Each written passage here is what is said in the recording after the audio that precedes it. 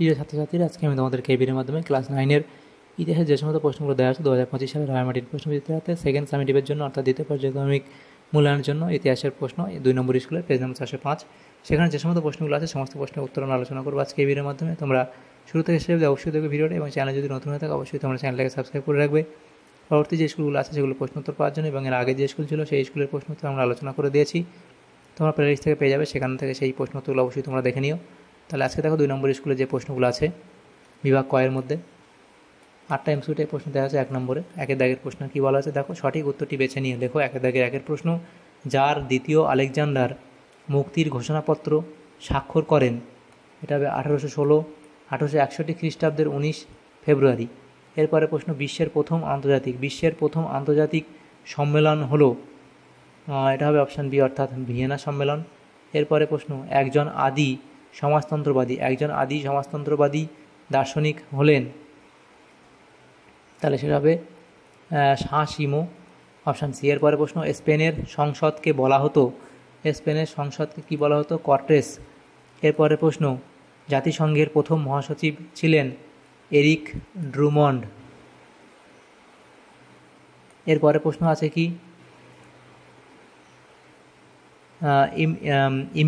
Imperialism a study গ্রন্থটির রচয়িতা হলেন হবসন, অর্থাৎ অপশান বি হবসন। এরপরে ইউরোপের প্রধানমন্ত্রী বলে অভিহিত করা হয় মেটারনিককে, অপশান সি। এরপরে আছে হিমলার কোন বাহিনীর প্রধান ছিলেন, এটা হবে গেস্টাপো বাহিনীর।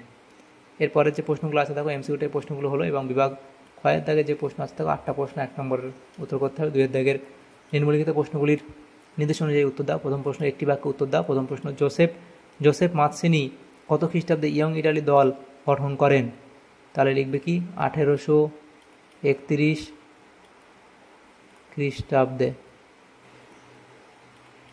এরপরে প্রশ্ন, ওয়াটার ফ্রেম কে আবিষ্কার করেন? এটা হবে রিচার্ড আর্করাইট।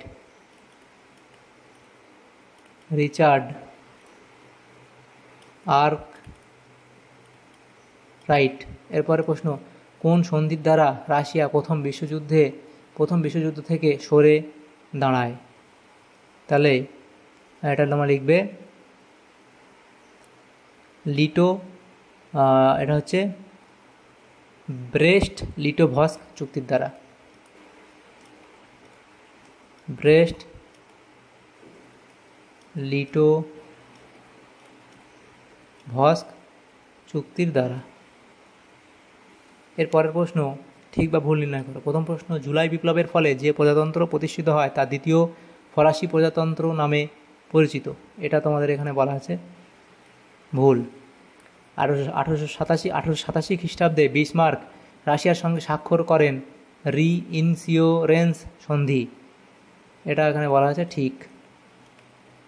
এরপরে আছে কাউন্ট ক্যামিলো বেনসো ডি ক্যাভুর ছিলেন ইটালির ঐক্য আন্দোলনের মস্তিষ্ক, এটা এখানে তোমাদের ঠিক বলা হয়েছে। এরপরে সি এর দাগের প্রশ্ন, নিম্নলিখিত বিবৃতিগুলির সঙ্গে সঠিক ব্যাখ্যা নির্বাচন করো। বিবৃতি প্রথম বলা হয়েছে একের দাগে, ভার্সাই সন্ধি ছিল দ্বিতীয় বিশ্বযুদ্ধের অন্যতম কারণ। এখানে তোমাদের ব্যাখ্যা 3টা সঠিক হবে। এই সন্ধির মাধ্যমে প্রতিফলিত হয়েছিল জার্মানির প্রতি মিত্রপক্ষের প্রতি হিংসাপরায়ণ মনোভাব। বিবৃতি 2-এ বলা আছে কি, লেনিন 1921 খ্রিস্টাব্দে নতুন অর্থনৈতিক নীতি ঘোষণা করেন। এখানে তোমাদের ব্যাখ্যা একটা সঠিক হবে, রাশিয়ার অর্থনীতিকে আরও বেশি সমাজতান্ত্রিক করে তুলতে চেয়েছিলেন।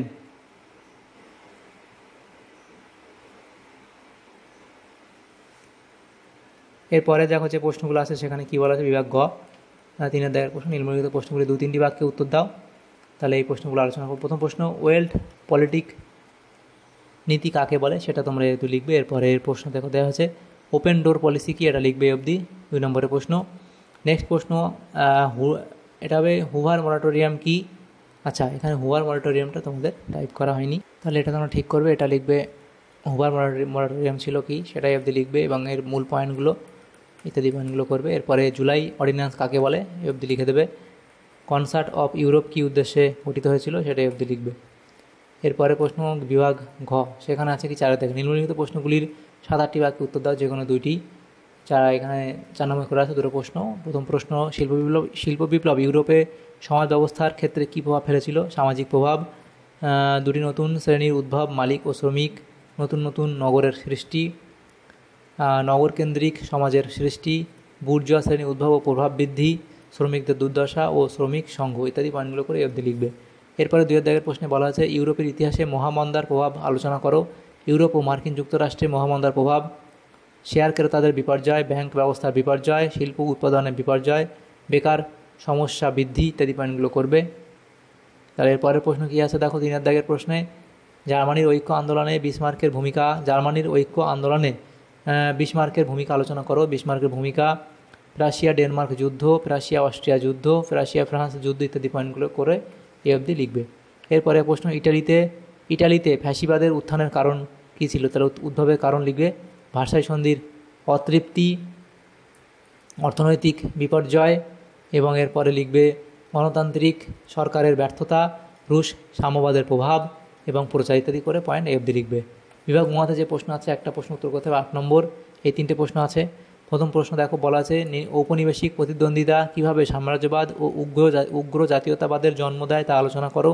এই প্রতিদ্বন্দ্বিতার ফলে কী হয়েছিল সেটা তোমরা এখানে এই পয়েন্টগুলো করে লিখবে।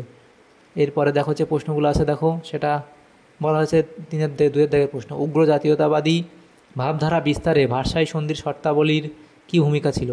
তাহলে এই পয়েন্টগুলো তোমরা করবে এই উত্তরে। এবং এর পরের পাঠে উত্তর কী বলা আছে, স্পেনের গৃহযুদ্ধকে দ্বিতীয় বিশ্বযুদ্ধের মহড়া বলা হয় কেন? তাহলে এখান থেকে এই পয়েন্টগুলো করে এই অবধি লিখে দেবে। এরপরের প্রশ্ন 3 দাগের প্রশ্নে বলা আছে ফেব্রুয়ারি বিপ্লবের প্রত্যক্ষ কারণ কী ছিল? তাহলে রাশিয়ার ফেব্রুয়ারি বিপ্লবের প্রধান প্রত্যক্ষ কারণগুলি ছিল কি সেটা তোমরা লিখবে। এবং এরপরে ফ্রান্সে এবং ফ্রান্সের বাইরে এই বিপ্লবের কী প্রভাব পড়েছিল? তাহলে ফেব্রুয়ারি বিপ্লবের প্রভাব ফ্রান্সে ও ফ্রান্সের বাইরে। তাহলে ফ্রান্সে কী প্রভাব পড়েছিল, ফ্রান্সের বাইরে কী কী প্রভাব পড়েছিল সেটা এমনি লিখবে। তাহলে এই প্রশ্ন উত্তর তোমাদের হয়ে যাবে। তাহলে দেখো এখানে আমাদের ক্লাস 9-এর যে প্রশ্নগুলো ছিল ইতিহাসের সেকেন্ড সামেটিভের জন্য 2 নম্বর স্কুলের সমস্ত প্রশ্নের উত্তর আমরা আলোচনা করলাম আজকে এই ভিডিওর মাধ্যমে। তোমাদের যদি সামান্যতম উপকার এসে থাকে ভিডিওটা অবশ্যই এটা লাইক করবে, আর বেশি বেশি করে বন্ধুদের সাথে শেয়ার করবে, এবং পরবর্তী যে স্কুলগুলো আছে সেগুলোর প্রশ্ন উত্তর পাওয়ার জন্য অবশ্যই তোমরা আমাদের চ্যানেলটাকে সাবস্ক্রাইব করে রাখবে। Thank you, thanks for watching.